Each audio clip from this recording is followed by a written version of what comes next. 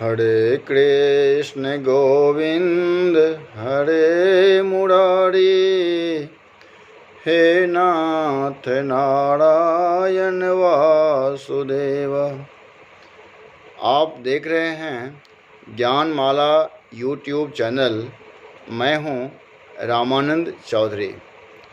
आज हम चर्चा करेंगे भगवान शब्द का क्या अर्थ होता है और इनकी क्या परिभाषा हो सकती है।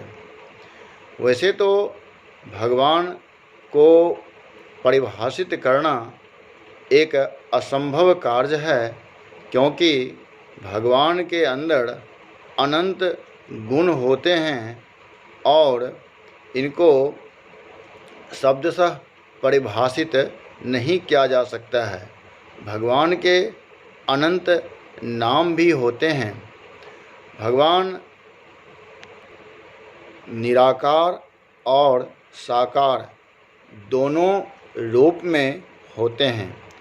भगवान को ही ईश्वर, ब्रह्म और परमात्मा के नाम से हम जानते हैं और यही ओमकार भी हैं। लेकिन अगर शब्द का विश्लेषण किया जाए तो भगवान दो शब्दों के मेल से बनता है। इसमें पहला शब्द है भग और दूसरा शब्द है वान। भग के 6 अर्थ होते हैं। पहला अर्थ होता है ऐश्वर्य, दूसरा होता है वीर्य, तीसरा होता है स्मृति, चौथा होता है यश, पांचवा होता है ज्ञान और छठा होता है सौम्यता।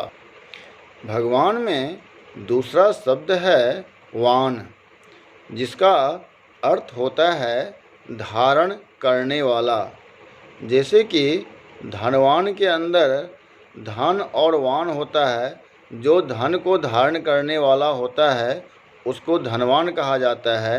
ज्ञान को धारण करने वाले को ज्ञानवान कहा जाता है। इसी तरह से उपरोक्त 6 गुण को धारण करने वाले को भगवान कहा जाता है।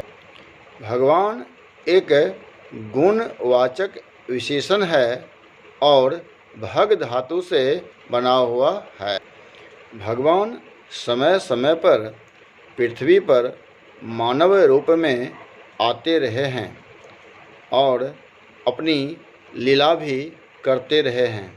जैसे कि भगवान राम के रूप में आए और राम लीला यहाँ पर हुआ। इसी तरह से भगवान कृष्ण के रूप में यहाँ पर अवतरित हुए और कृष्ण लीला यहाँ पर हुआ। भगवान अपने लीलाओं के द्वारा आम जन को एक संदेश दिए। भगवान के अपने धाम भी होते हैं। यही ईश्वर, परमात्मा और ब्रह्म भी कहलाते हैं। यही ओंकार हैं।